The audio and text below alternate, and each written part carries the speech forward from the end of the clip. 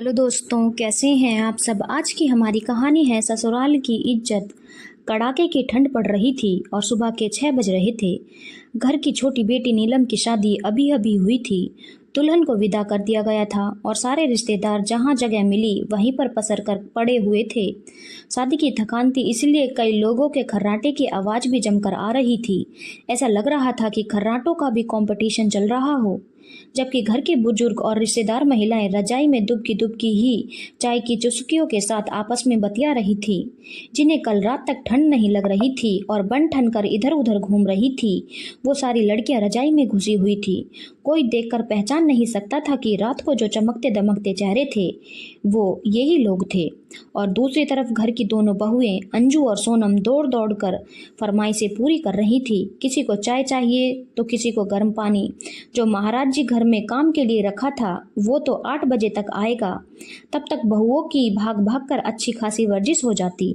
सबको चाय देने के बाद दोनों अभी रसोई में पहुंचकर चाय पीने बैठी ही थी कि पीछे पीछे सासू माँ कमला जी भी कपकपाती हुई रसोई में आई और बोली, अरे तुम दोनों कहाँ चाय पीने बैठ गई?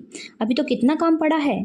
मम्मी जी, बहुत जोरों की ठंड है, हाथ पैर कप कपा रहे हैं, तो सोचा पहले चाय पी लेते हैं, थोड़ी गर्माहट मिलेगी। अरे तुम दोनों कहाँ गर्माहट के चक्कर में बैठी हो? अभी कुछ रिश्तेदार रवाना होना शुरू कर देंगे, उससे पहले उनके लिए सगुन के लिफाफे और मिठाई का डब्बा तैयार कर दो। और हाँ, याद रखना कोई कमी ना रहे।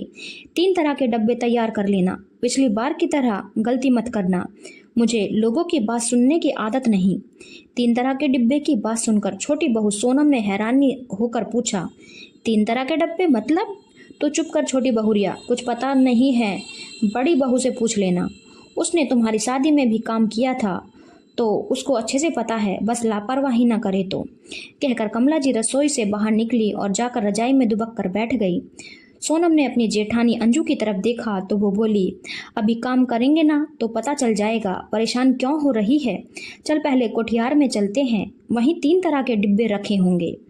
अंजू के कहते ही उसके पीछे पीछे सोनम भी चल दी। कोठियार में पहुंचकर वहां का ताला खोला और अंदर जाकर दरवाजा लगा दिया। देखा तो वहां एक तरफ 3 तरह के साइज के कुछ मिठाई के खाली डब्बे रखे हुए थे। अंजू ने सोनम से कहा, अरे सोनम, उधर दरी बिछा दे, तब तक मैं लड्डू की ट्रे और मठरी का बर्तन लेकर आती हूँ। जब तक सोनम ने दरी बिछाई तब तक अंजू लड्डू और मठरी के बर्तन लेकर आ गई। सोनम बड़े ही उत्साह के साथ अंजू के पास आकर बैठ गई और बोली, जी जी मुझे भी बताओ कैसे क्या करना है। अरे बताती हूँ, फिक्र मत कर, पहले 2-3 डिब्बे पैक कर दूं ताकि तुझे भी समझ में आ जाए। सोनम बड़ी गौर से अंजू को काम करते हुए देखने लगी। देखा तो अंजू ने तीनों साइज के एक एक डब्बे उठाए। सबसे बड़े डिब्बे में 10 लड्डू और गिनकर 10 मठरी रख दी। उससे छोटे डब्बे में 5 लड्डू और 5 मठरी, वहीं सबसे छोटे डब्बे में 2 लड्डू और गिनती की 2 मठरी रख दी। 3 डब्बों को तैयार कर देने के बाद अंजू सोनम से बोली, समझ में आया क्या करना है? हाँ जी जी, यह तो समझ आया कि करना क्या है, पर अभी तक यह समझ नहीं आया कि ऐसा क्यों करना है। ये डब्बे तो हलवाई से कहकर भी तो पैक कराए जा सकते थे। अरे मेरी भोली देवरानी, हलवाई से कराए जा सकते हैं, पर थोड़ा सा पैसा बचाने के चक्कर में अम्मा जी कराती नहीं। हाँ, यह बात तो सही है, भला बहू की सहूलियत कौन देखता है। पर एक बात बताओ जीजी, अम्मा जी आपको लापरवाह क्यों कहती है, जबकि मैं तो शुरू से देखती आई हूँ आप हर काम बहुत ही तरीके से और समय पर करती हैं। और ये 3 तरह के डिब्बे क्यों? देख, शादी में हर तरह के मेहमान आते हैं, कुछ खास होते हैं और कुछ से सिर्फ व्यवहार निभाना होता है। उस हिसाब से ये 3 डब्बे तैयार किए हैं।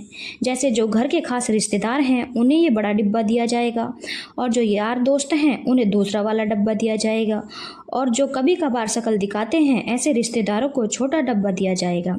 ओहो, और हमारे मायके वालों को? सोनम ने प्रश्न भरी निगाह से अंजू की तरफ देखा तो अंजू बोली, अभी तूने सुना नहीं अम्मा जी ने क्या कहा? यही कि मैं लापरवाह हूँ, बस यही लापरवाही तो की थी मैंने। हैं जी जी, ये क्या बोल रही हो? और ऐसे काहे की लापरवाही हो गई तुमसे?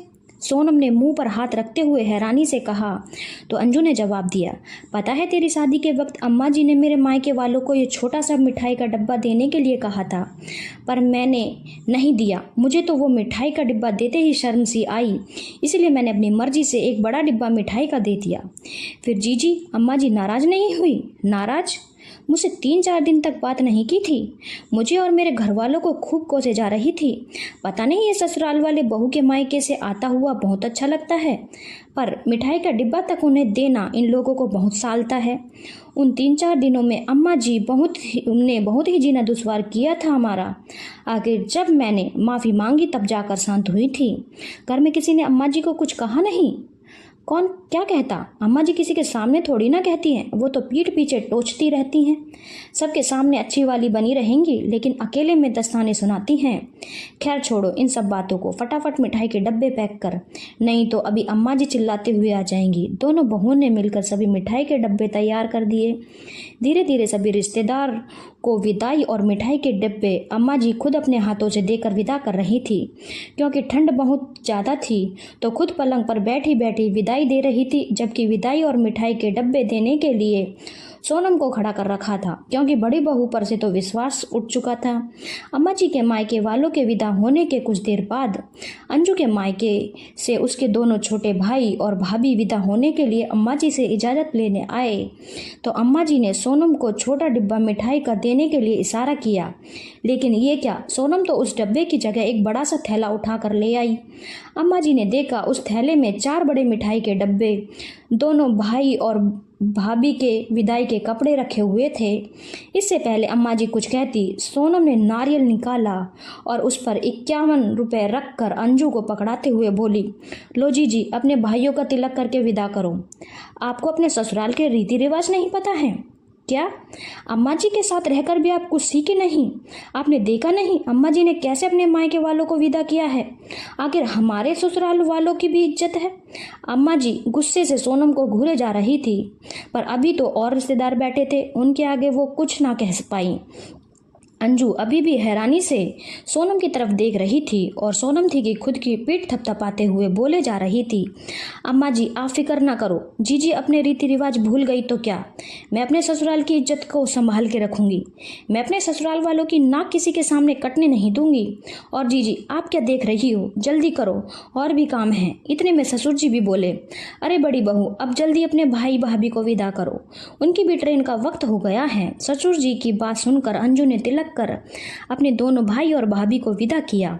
अम्मा जी कुछ कह ही नहीं पाई, आखिर कहती कैसे, यहाँ तो छोटी बहू खुद अपनी पीठ थपथपा रही थी। साथ ही ससुर जी भी छोटी बहू की समझदारी के कायल हो गए थे।